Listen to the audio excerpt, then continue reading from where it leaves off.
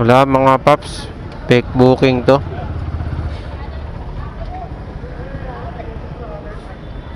Kawawa naman yung mga rider. Wala, cancel ko na lang to. Wala talagang response yung ano ko, pasahero ko. Tinawagan ko, di nasagot.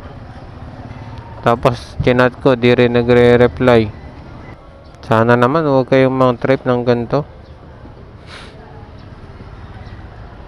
kasi nasasayang oras namin.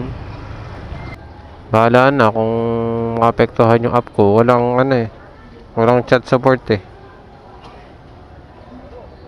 Kaysa masayang oras natin, di ba?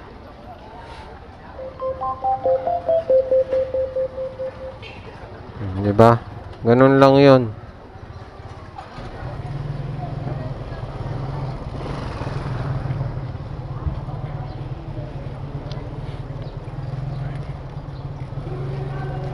Na fake booking tayo mga ropa. Napagtripan tayo. Tayong napili. Okay lang 'yon. Wala tayong magagawa dun eh. Yung trippings talaga yun eh. Sana naman sa mga ano no, sa mga ano, sa mga nanti-trip, may makonsensya naman kayo. Siyempre, hindi naman trip-trip lang itong ginagawa namin mong hanap buhay eh. Hindi maganda yon. Huwag yun na sanang uulitin kasi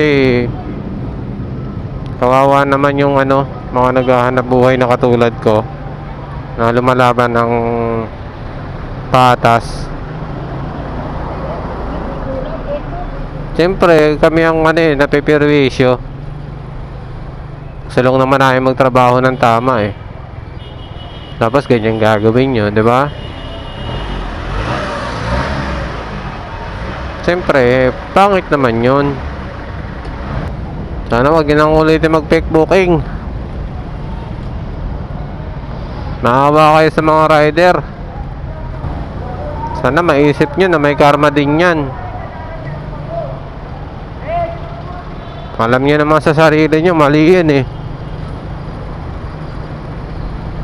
Siyempre, sinayang yung oras ng tao. Na-delay yung kikitain niya. Ibig na yung paghahantay sa inyo ng ganong katagal eh, halos idadrop na kayo eh. Magkano lang yun? 70, siguro mga 90. Sa halagang ganon eh, sisirain nyo yung ano, yung pagkatao nyo, yung di ko alam ba't ganong may ganong kayong